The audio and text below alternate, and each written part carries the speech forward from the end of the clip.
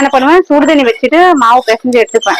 எடுத்துக்கிட்டு அதுக்கப்புறம் தான் நான் பண்ணுவேன். நார்மலா பச்சை தண்ணி ஊற்றி பிசைஞ்சேன்னா அது சாஃப்டா இருக்காது. சுடுதண்ணி வைக்கும் போது மாவு நல்லா சாஃப்டா இருக்கும். அதே மாதிரி ரெடி பண்ணி எடுத்து வச்சிட்டோம், பூர்ணமா ஸ்டஃப் பண்ணி வச்சிட்டோம் அப்படின்னா இட்லி பாத்திரத்துல வச்சுன்னா ஒரு 2 நிமிஷத்துல நமக்கு ஸ்டீம் ஆகிடும். ஏன்னா ஏற்கனவே மாவு வந்து வெந்தது இல்லையா, வந்து சீக்கிரம் ரெடி ஆயிடும். ரெடி பண்ணலான்ட்டு வாங்க பார்க்கலாம். நான் இன்றைக்கி நார்மலாக கடையில் வாங்கினா பச்சரிசி மாவுலேருந்து தான் செய்ய போகிறேன்.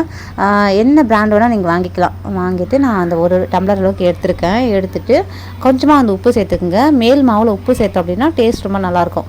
ஒரு கப் அளவுக்கு மாவு எடுக்கிறேன்னா ஒரு கப் அளவுக்கு தண்ணி சேர்த்துக்கோங்க. நான் இன்றைக்கி டம்ளர் மெஷர்மெண்ட் தான் எடுத்திருக்கேன். ஒரு டம்ளர் மாவுக்கு ஒரு டம்ளர் தண்ணி சேர்த்து நல்லா கரைச்சிக்கிறேன்.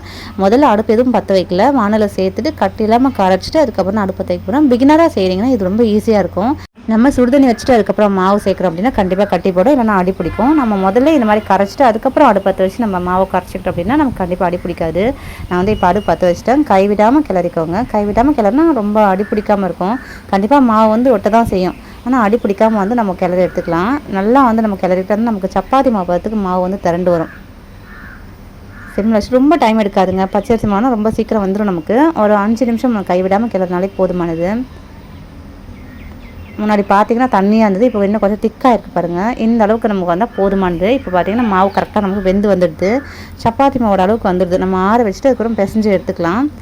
இட்லி பாத்திரத்தில் தண்ணி சேர்த்து சூடுபடுத்திக்கிறேன். இந்த கேப்லேயே நான் என்ன பண்ண போகிறேன், மேல் மாவில் ஸ்டஃபிங் வச்சு நான் ரெடி பண்ணி எடுத்துக்க போகிறேன். வாழை இலையில் தான் நான் இன்றைக்கி பண்ண போகிறேங்க. வாழை இலையில் நல்லா எண்ணெயோ இல்லை நெய்யோ வந்து சேர்த்துக்கோங்க. நான் இன்றைக்கி எண்ணெய் தான் சேர்த்துருக்கேன். எண்ணெய் சேர்த்துட்டு அதுக்கப்புறம் மாவு வந்து கொஞ்சம் கொஞ்சமாக எடுத்துக்கலாம். நிறைய மாவு வைக்கணும்னு அவசியம் இல்லை. கொஞ்சமாக மாவு வச்சுட்டு நம்ம தட்டிக்கலாம். உங்களுக்கு தட்டை வரல அப்படின்னா தண்ணி தொட்டு நீங்கள் தட்டினீங்கன்னா ரொம்ப சூப்பராக தட்டை வரும். நார்மலாக இட்லி பாத்திரத்தில் தண்ணி கொஞ்சமாக சேர்த்து சூடு பண்ணிவிட்டு அதுக்கப்புறம் இட்லி கொத்தில் நம்ம இந்த மாதிரி வாழையில் வச்சு தட்டிட்டு வாழை இலையோடு சேர்த்து தான் நான் வந்து வேக வைக்க போகிறேன். வாழையிலேருந்து எடுத்துகிட்டு வேக வைக்க போகிறதில்ல. நான் வந்து துணி எதுவுமே சேர்க்கல. இட்லி கொத்தில் துணியெல்லாம் போட்டுட்டு அதுக்கு மேலே நான் அடுக்கலைங்க. நார்மலாக நம்ம இட்லி பாத்திரம் வச்சு தண்ணி ஊற்றிட்டு அது கொஞ்சமாக சூடானதுக்கப்புறமா நார்மலாக இட்லி கொத்து வச்சுட்டு அதுக்கு மேலே வந்து நம்ம வாழையில் செஞ்சு வச்சுருக்கோம் இல்லையா, இந்த கொழுக்கட்டை தூக்கி அது மேலே வச்சு மூடி போட்டு வேக வச்சோம் அப்படின்னா ஒரு 2 நிமிஷம் தான் நமக்கு வந்து வெந்துடும். ஏன்னா மேல் மாவு ஆல்ரெடி வெந்துருச்சு.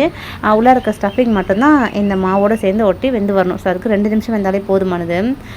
இது செய்யறது ரொம்ப ஈஸியாக இருக்கும். வாழையில் வச்சு பண்ணுறோம் அப்படின்னா நமக்கு உள்ளார இருக்க பூரணம் வந்து வெளியில் வந்து உடஞ்சி வராது. நான் ஸ்டார்டிங்கில் கொழுக்கட்டை பண்ணும்போது எனக்கு அந்த மாதிரி தான் பூரணம் வந்து கொழுக்கட்டையை விட்டு உடஞ்சி வெள்ளம் வந்துடும். இது மற்ற கொழுக்கட்டையோடு சேர்ந்து பார்க்குறதுக்கு வெள்ளத்தோட கலரில் சேஞ்ச் ஆகிருக்கும். அதுக்கப்புறம் தான் வாழையில் வச்சு ட்ரை பண்ண ஆரம்பித்தேன். அதுக்கப்புறம் எனக்கு ரொம்ப நல்லா இருந்தது. கொழுக்கட்டை வெள்ளை கலர்லேயே எனக்கு பார்க்கறதுக்கு ரொம்ப நல்லா இருந்தது. ஸோ நான் வந்து வாழையில் வச்சு ட்ரை பண்ணிட்டுருக்கேன். இப்போவும் வாழையில் நான் யூஸ் பண்ணுவேன். தனியாக வாழையில் எல்லாமே நான் வந்து கொழுக்கட்டை பண்ணுவேன். வாழை இலையில சாப்பிட்டாவே நல்லது அப்படிங்கிறாங்க. அதனால் வாழை இலையை வந்து நம்ம இந்த மாதிரி சேர்த்துக்கும் போது நமக்கு உடம்புக்கு நல்லது. எப்படியும் இதோட ஃப்ளேவர் இறங்க தான் போகுது, இதோட சத்துக்கள் நமக்கு கிடைக்கும். அதனால் நான் வந்து இந்த மாதிரி பண்ணியிருக்கேங்க. ஃபுல்லாகவே நான் செஞ்சு முடிச்சுட்டு எல்லாம் அடுக்கிட்டேன். இட்லி பாத்திரத்தில் ஃபுல்லாக அடிக்காச்சு. இதுக்கப்புறம் அதை மூடிட்டு 2 நிமிஷம் வேக வச்சு எடுத்தோன்னா நமக்கு கொழுக்கட்டை சூப்பராக ரெடி ஆகிடும். கண்டிப்பாக நீங்கள் யாராவது இதை பார்க்குறீங்கன்னா நிச்சயமாக ட்ரை பண்ணி பாருங்கள். உண்மையாகவே டேஸ்ட் ரொம்ப நல்லாயிருக்கும், ஈஸியாக இருக்கும் பண்ணுறதுக்கு. நான் வந்து இதை மூடி வச்சுட்டேன். 2 நிமிஷத்துக்கு அப்புறம் ஓப்பன் பண்ணி பார்க்கலாம். நான் முன்னாடி ஒரு வீடியோவில் சொல்லியிருப்பேன், இது வந்து கிராமம், கொஞ்சம் நாய்ஸ்னஸ் இருக்க தான் செய்யும். நான் எப்படி தான் வீடியோ எடுத்து எடிட் பண்ணி வாய்ஸர் கொடுத்தாலையும் கண்டிப்பாக வந்து காக்கா குருவிங்க அப்புறம் ஆடு மாடு சத்தம் கேட்க தான் செய்யும். ப்ளீஸ் அட்ஜஸ்ட் பண்ணி அந்த வீடியோவை பார்த்துக்கோங்க. இந்த கொழுக்கட்டை பண்ணால் ரொம்ப நமக்கு டைம் எடுக்காது. சூப்பராக வந்து கொழுக்கட்டை வெந்திருக்கு. வாழையில கலரும் பார்த்திங்கன்னா நல்லாவே சேஞ்ச் ஆகிருக்கு. அதோட ஃப்ளேவர் வந்து இறங்கியிருக்கும். ஆனால் நீங்கள் அந்த கொழுக்கட்டையை பார்த்தீங்கன்னா ஒயிட் கலரில் தான் இருக்கும், அது க்ரீன் கலரில் மாறி இருக்காது. வாழையில ஃப்ளேவர் வந்து நமக்கு கிடச்சிருக்கும். எடுத்தாச்சு. இப்போ சாப்பிட்டு பார்த்துட வேண்டியதான். எனக்கு ரொம்ப டெம்ட் ஆகுது இதை பார்த்தோன்னே. அந்த ஸ்மெல் வந்து என்னை சீக்கிரம் சாப்பிடு அப்படிங்கிற மாதிரி எனக்கு கூப்பிட்டுட்டே இருக்குது. நான் வந்து சாப்பிட்டு டேஸ்ட் பண்ணி பார்க்க போகிறேன் எப்படி இருக்குன்னு சொல்லிட்டு. எடுக்கவே பாருங்களேன், வாழை இலையை விட்டு நம்ம சும்மா ஜஸ்ட் ஓப்பன் பண்ண உடனே அழகாக இலையை விட்டு அதுவே வந்து நமக்கு வந்துடும். அதில் ஒட்டிக்கிட்டு நமக்கு கஷ்டமாக இருக்காது. முடிச்சிட்டேன். எல்லாமே வந்து வேறு பிளேட்டுக்கு மாற்றியாச்சு. இதுக்கப்புறம் வந்து டேஸ்ட் பண்ணி பார்த்துட வேண்டியதுதான். நான் போடுற எல்லா குக்கிங் வீடியோஸும் வந்து பார்த்திங்கன்னா எனக்கு வந்து எதெல்லாம் பெஸ்ட்டாக வருமோ, எதெல்லாம் நல்லா வந்து அது மட்டும் தான் நான் வந்து காமிப்பேன்.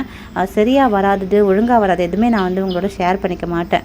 ஏன்னா வந்து நம்ம ஒரு வீடியோ போடுறோன்னா அடுத்தவங்களுக்கு யூஸ்ஃபுல்லாக இருக்குன்னு நினைப்பேன். நான் வீடியோ போடணும் அப்படிங்கிறதுக்காக வீடியோ போடக்கூடாது, மற்றவங்களுக்கு யூஸ்ஃபுல்லாகவும் இருக்கணும். இந்த வீடியோ தாங்க. இந்த வீடியோ உங்களுக்கு பிடிச்சினா மறக்காம சேனலை சப்ஸ்கிரைப் பண்ணி சப்போர்ட் பண்ணுங்கள். இன்னொரு வீடியோவில் பார்க்கலாம்.